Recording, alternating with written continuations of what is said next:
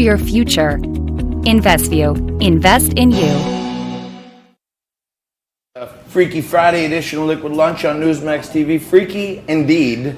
I want to touch back on something that we talk about all the time right now. We talk about big data. We talk about privacy, how Big Brother's always watching. You know, on Tech Tuesdays, we have guys like Nate Bradley on talking about how you could protect yourself from the big fangs stealing all your data and reselling it. Amazon is constantly on my nerves. Constantly. Oh. They're a monopoly, Frank. They're a grotesque example of corporate largesse. They pay no taxes. They colonize cities. They shake down governments for tax breaks so they don't have to pay tax for the next 10 years. They're promising 20,000 jobs in over 15 years. It's one of the biggest, to me, it's one of the biggest municipal ripoffs I've ever seen what Amazon is doing. Again, I want to reiterate what John said. They paid nothing in taxes last year. Yeah. This is the most. That's what they paid in taxes last year, Amazon. No, this is the most profitable company in the world, and they spent zero in taxes. If you paid $1 in federal taxes last year, you paid substantially more than Amazon did, the company owned by the world's richest man. So one of the richest man in the world, basically. If you made 40 grand last year or better, you paid more taxes than Jeff Bezos and Amazon. So, in a continuing look into the ripoff of America by this behemoth, there really should be an antitrust case against Amazon because they're a monolith at this point. Apparently now, they have their own driver network of people who are driving around Amazon distribution services, and they call the people distributors or contractors or something. An Amazon truck on tour, dropping off only Amazon packages, ran a lady over and killed her. Unfortunately, God bless her, right? And Amazon is claiming in court that they have absolutely zero liability. So they want to use cheap labor and contract out deliveries, and then on top of it, they don't want to take any liability for it. So that's number one.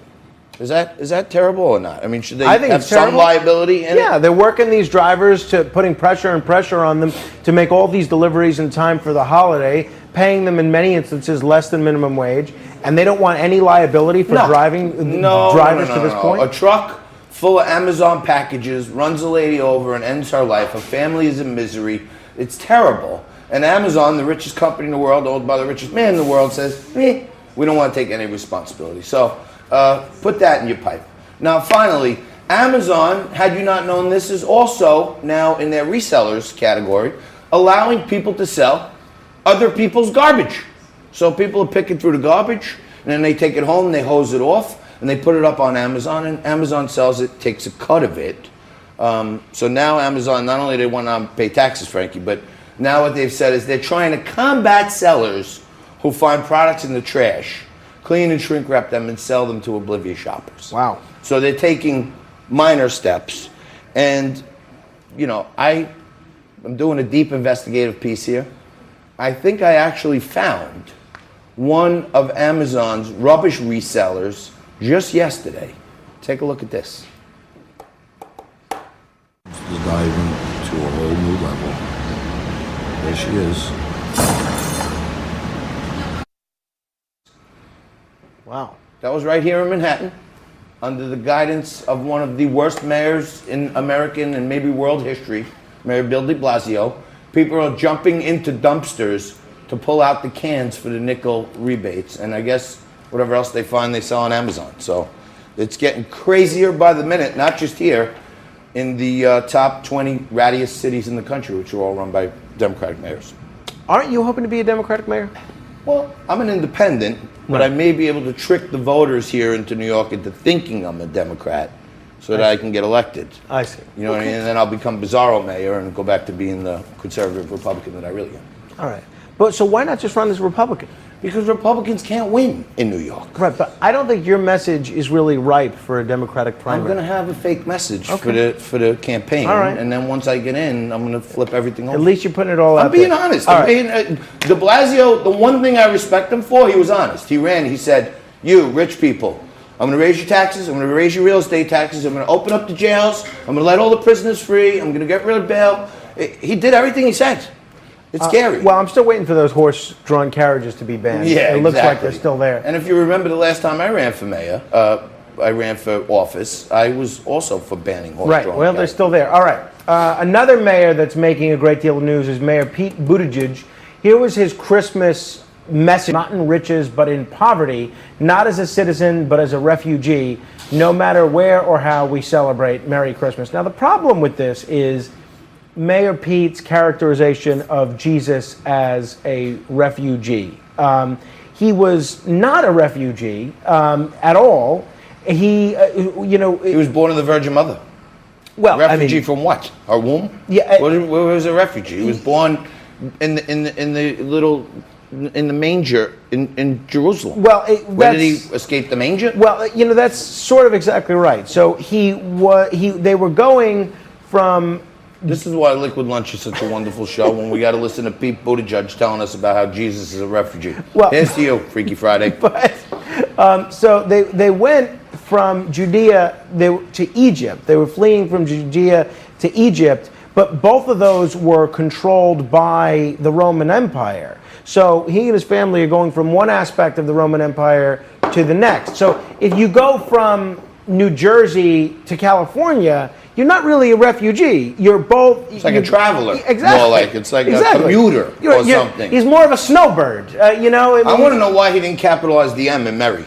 First of all, it was like he had to do like something. There was no capital M in Mary, but he did write out Christmas. I didn't notice that. Look, lowercase m. I mean, it's subtle, but it's there. You know what I mean? So you think he really doesn't? He didn't say the word Jesus. I joined millions around the world in celebrating the arrival of divinity on earth, who came into the world not in riches but in poverty, citizen of refugee. It's interesting that he doesn't say Jesus. My issue with this tweet is that he calls Jesus a refugee, and yours is that he doesn't capitalize. I'm saying he doesn't even want to say it. It's like when Obama wouldn't say radical Islamic terrorist. Why does he just say this is the day Jesus came into earth and he was a refugee? Well, again, he wasn't a refugee. Why do we have to listen to Pete Buttigieg? Anyway, he's a small-town mayor in Indiana. Well, he's one of the leading Democratic candidates. He's not one of the leading Democrats. He's like low down in the pack. He's like Rudy. They're just all like, yeah, he's at 6%. Pete. He's like the poster boy. He's running to be vice president. Well, we'll see what happens. It'll be interesting. Him and Elizabeth Warren, that would be some duo. I don't think that's going to happen. You don't think that's it? No. What could you really see him winning, Mayor Pete? I can, yeah. I'm not saying he's going to, but I can. He's sort of mapped out a spot for himself as the centrist alternative to Biden. If you don't want to go Sanders or Warren and you don't like Biden, that's his lane. So he's hoping for a win in Iowa where he's polling at or near first, and a win in New Hampshire to kind of propel him into Super Tuesday, but we'll see. As a Donald Trump fan, I would rejoice at the moment Pete Buttigieg was the candidate that Trump had to run against. I would rejoice. Be careful what you wish for. Okay? I would rejoice. I would rejoice if it was Joe Biden even more. A lot of Democrats were saying the same thing about Donald Trump in 2016. Okay. All right. Well, we will rejoice right after this when India Everett joins us on set. When you're talking to India Everett about a whole host of things. She's a former Fox News reporter. She's also featured in the film Once Upon a Time in Hollywood, Quentin Tarantino's recent film. And we're going to talk to her about getting catfished and the arrival of the award season and all that other good stuff to wrap up a wonderful week. We're going to take a quick break, come back at you with more Liquid Lunch right after this.